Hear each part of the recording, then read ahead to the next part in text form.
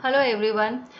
We will discuss meaning of negotiation and types of negotiation in this video. So we will start with the definition. Definition क्या है? Negotiation क्या होता है? Negotiation एक ऐसा process है जहाँ पे पार्टीज जिनके बीच में कॉन्फ्लिक्ट चल रहा है वो दोनों पार्टीज एक साथ बैठते हैं और जो प्रॉब्लम है उसको डिस्कस करते हैं और ये कोशिश करते हैं कि एक ऐसा सॉल्यूशन जो है उसको उसको चूज किया जाए जिससे कि दोनों पार्टीज जो है वो सेटिस्फाई हो सके और उनके बीच का जो कॉन्फ्लिक्ट है वो सेटल हो जाए. So this is negotiation. It is a process in which two or more parties discuss and try to reach a mutually acceptable agreement to resolve differences or conflicts. Importance क्या है negotiation का? इसको हम use करते हैं conflict को settle करने के लिए पीसफुली. इट इम्प्रूव्स रिलेशनशिप्स क्योंकि जितने ज्यादा कॉन्फ्लिक्ट्स बढ़ेंगे उतना ज्यादा जो है वो आपस में रिलेशनशिप बिगड़ेगा मेंबर्स के. तो निगोसिएशन हम यूज करते हैं कि कॉन्फ्लिक्ट सेटल हो जाए, रिलेशनशिप्स और अच्छे हो. Encourages cooperation. दोनों पार्टीज जो है वो आपस में निगोशिएट करें, एक दूसरे को कोऑपरेट करें, प्रॉब्लम सॉल्व करें. That is the main M of negotiation. Helps in decision making क्योंकि पार्टीज जो है वो आपस में अपना ओपिनियंस दे रही हैं, अपने नए नए आइडियाज दे रही हैं कैसे प्रॉब्लम को सॉल्व किया जाए, तो काफी सारे इसमें आइडियाज आते हैं. तो it helps in decision making process. ठीक है, अब देखते हैं टाइप्स ऑफ नेगोशिएशन.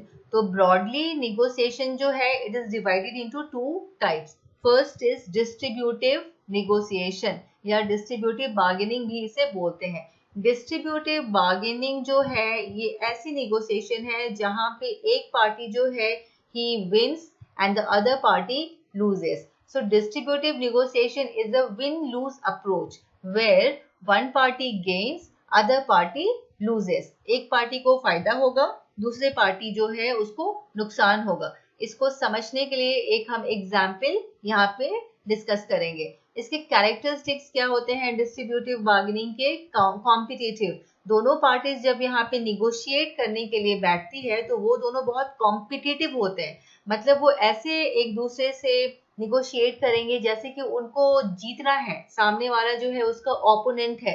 तो यहाँ वो कोऑपरेशन नहीं होता, वो आपस में compete करते हैं. बहुत ही अग्रेसिव निगोशिएशन होता है ये. और यहाँ पे वो शॉर्ट टर्म गेन्स पे फोकस करते हैं, मतलब जितना ज्यादा से ज्यादा फायदा मुझे मिल सके, यहाँ दोनों पार्टीज उस वाले अप्रोच को यूज करती है. एग्जाम्पल यहाँ पे देखते हैं. जैसे कि एक फाइनेंस डिपार्टमेंट है, उनके पास जो है बजट है 50,000 है और उनको अलग अलग डिपार्टमेंट में इसको डिस्ट्रीब्यूट करना है. तो यहाँ मार्केटिंग डिपार्टमेंट ने जो है वो उसने डिमांड किया 30,000, HR डिपार्टमेंट ने डिमांड किया 20,000, IT ने डिमांड किया 25,000. नेगोशिएशन के बाद यहाँ क्या दिख रहा है कि मार्केटिंग को मिला 25,000, HR 10,000, IT 15,000. So we can see here that marketing department is actually winning the negotiation. Marketing department जो है उसे काफी फायदा हुआ और बाकी जो डिपार्टमेंट है HR और IT उनको काफी लॉस हुआ क्योंकि जो बजट था वो क्या था, फिक्स था. Resources was limited. अब इसको डिस्ट्रीब्यूट करना था तीनों डिपार्टमेंट में और ये तीनों डिपार्टमेंट जब आपस में निगोशिएट कर रहे हैं तो ये लोग आपस में प्रॉब्लम सॉल्व करने के बजाय क्या हो रहा है, कॉम्पिटिटिव हो रहे हैं एक दूसरे के साथ.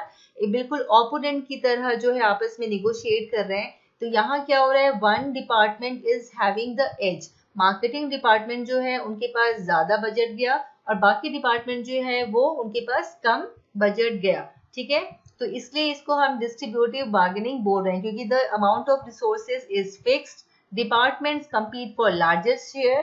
सारे डिपार्टमेंट्स को ज्यादा ही शेयर चाहिए थे.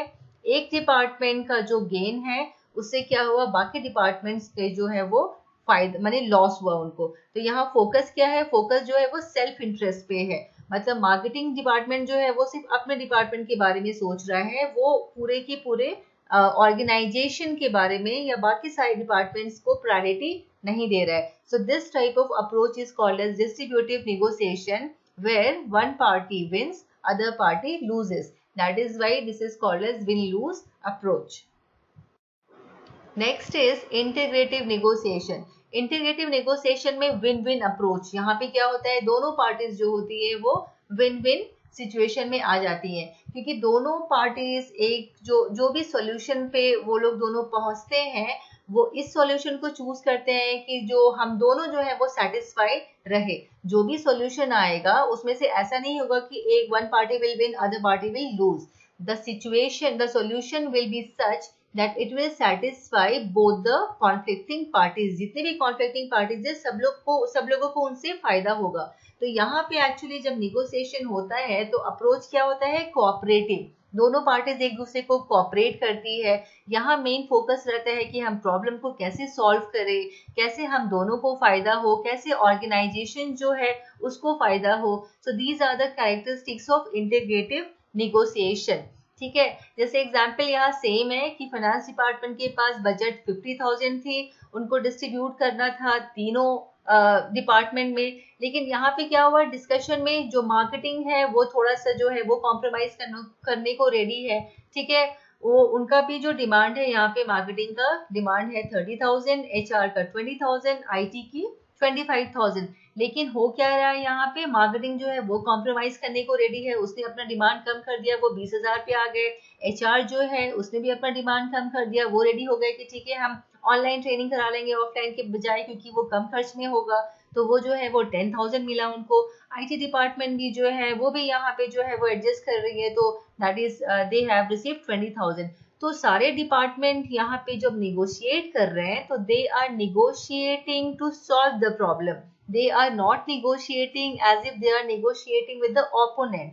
ठीक है, वो यहाँ कंप्लीट नहीं कर रहे हैं, प्रॉब्लम को सॉल्व कर रहे हैं, और सॉल्व करते वक्त ऐसे वाले सॉल्यूशन पे वो पहुंचना चाह रहे हैं जिससे कि सारे डिपार्टमेंट्स को फायदा हो, सारे डिपार्टमेंट सेटिस्फाई हो at the end of negotiation. That is why this is called as win win negotiation. So these are the two types of negotiation.